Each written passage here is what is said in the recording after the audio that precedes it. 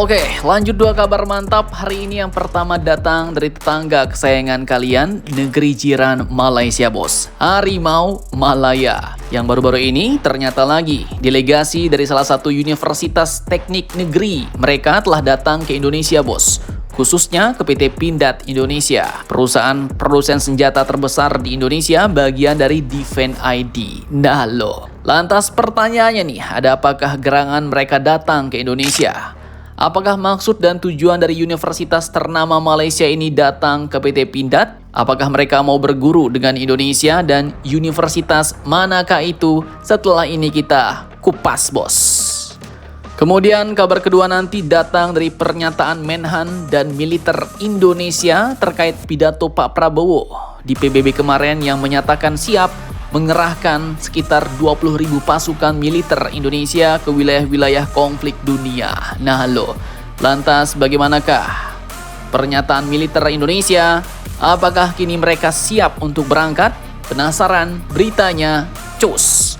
Markibau, mari kita kibau berita lengkapnya satu per satu, bosku. Oke, yang pertama kita mulai dengan kabar menarik dari dunia industri pertahanan tanah air kita nih, bos. Jadi admin kutip langsung dari situs resmi PT Pindad. Pada Senin 15 September 2025 kemarin, ternyata PT Pindad telah kedatangan tamu spesial nih dari University Malaysia Perlis atau UNIMAP. Sebuah universitas teknik negeri di Malaysia yang kini fokus mencetak insinyur dan riset teknologi strategis Malaysia.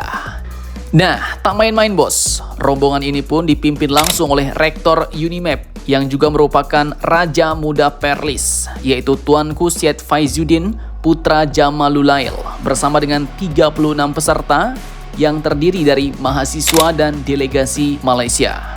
Nah, pertanyaannya lantas apakah tujuan mereka datang ke perusahaan senjata terbesar Indonesia ini?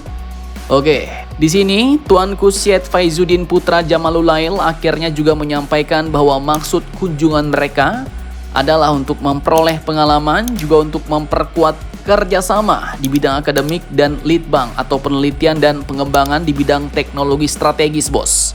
Sekaligus juga untuk membuka jalan untuk memperluas jejaring antar bangsa. Nah, mantap jos nih. Jadi ibarat kata Universitas Teknik Negeri Malaysia ini mau ikut bersama dalam penelitian. Mau ikut join, bos. Kerjasama dalam penelitian dan pengembangan teknologi-teknologi strategis terbaru PT Pindad. Kerjasama yang lumayan epik.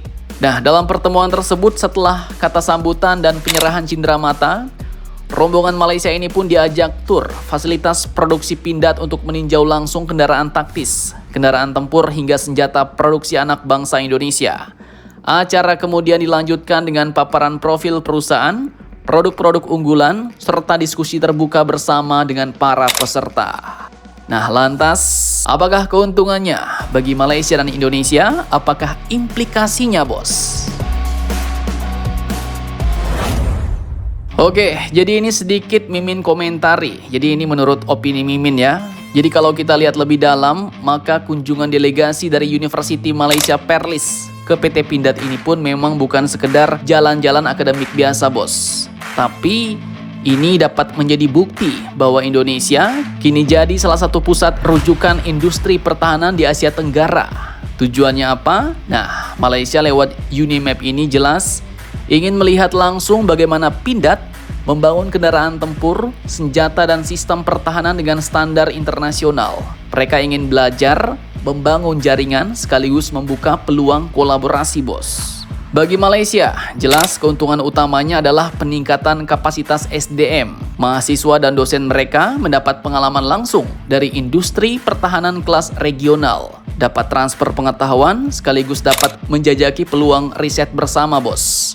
Mereka bahkan juga bisa menjajaki joint venture teknologi strategis tanpa harus mulai dari nol. Sedangkan bagi Indonesia, nah ini juga peluang sih, bos.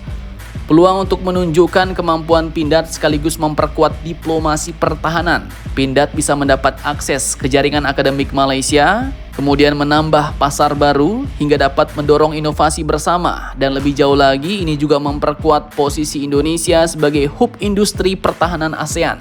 Jadi jelas kunjungan ini pun bukan semata-mata Malaysia ingin berguru ke Indonesia, bukan bos.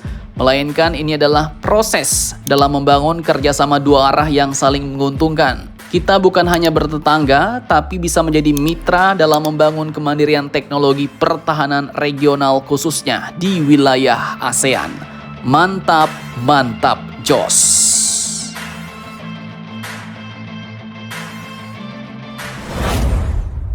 Sekarang lanjut kita bahas ke pernyataan TNI dan Kemhan yang ternyata siap turun gunung ke medan konflik dunia bos.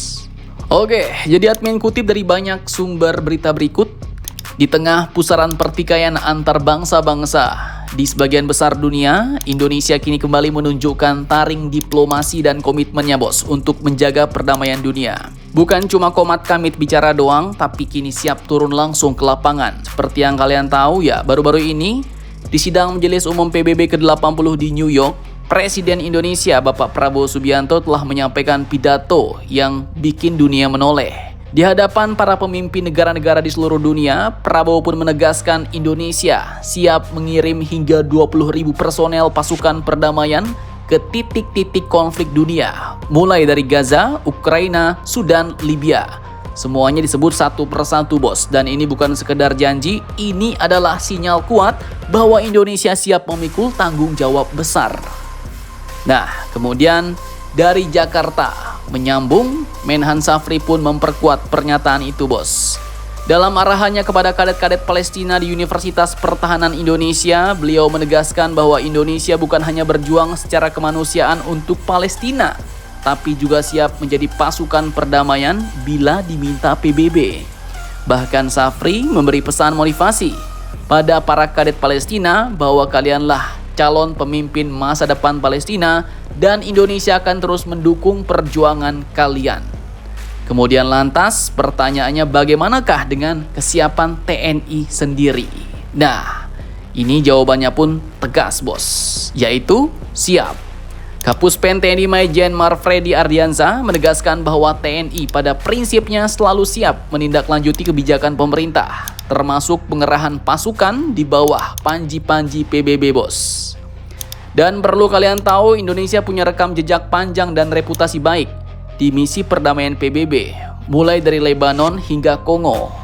Tapi ya, tetap ada catatan penting bos, yaitu semuanya harus lewat mekanisme yang resmi. Keputusan politik negara, koordinasi Kemenlu, dan mandat resmi PBB. Jadi jika semua persyaratan itu lengkap, semuanya menyatakan oke, kapanpun mandat turun, TNI sudah standby bos. Nah, dari 3 pernyataan ini, mulai dari pernyataan Presiden Prabowo di PBB, kemudian Menhan di hadapan kadet-kadet Palestina, dan pernyataan TNI sendiri, dunia sekarang bisa tahu bahwa Indonesia bukan sekedar pengamat, tapi kita adalah pemain yang siap beraksi bos. Mantap, mantap jos. Apakah PBB bakal segera memerintahkan pengerahan pasukan ke wilayah Gaza untuk menjaga perdamaian di sana? Bagaimana menurut kalian tentang hal ini? Jangan lupa komentar, tetaplah kalian barbar dan jangan santuy terus demi Indonesia tangguh. Salam Indomax, Indo Magazines.